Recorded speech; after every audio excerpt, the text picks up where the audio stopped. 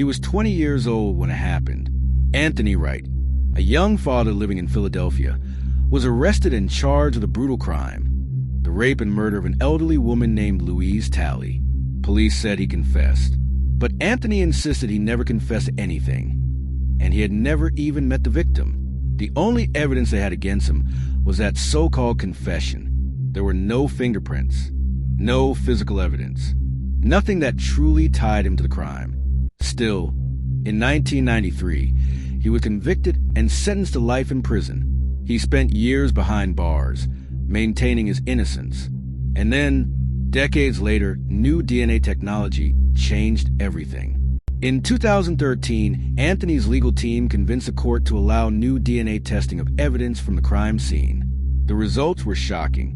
Not only did the DNA not match Anthony, it matched another man, a known felon, a man who lived nearby.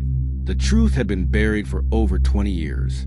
Even then, prosecutors refused to admit he was innocent.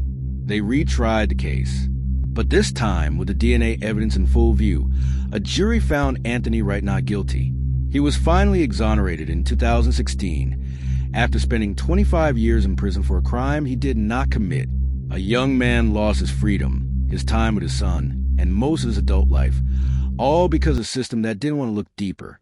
This is not just Anthony's story. It's the story of a justice system that's willing to close a case, even if it means locking up the wrong man. If you believe the truth matters, subscribe, because these stories need to be heard.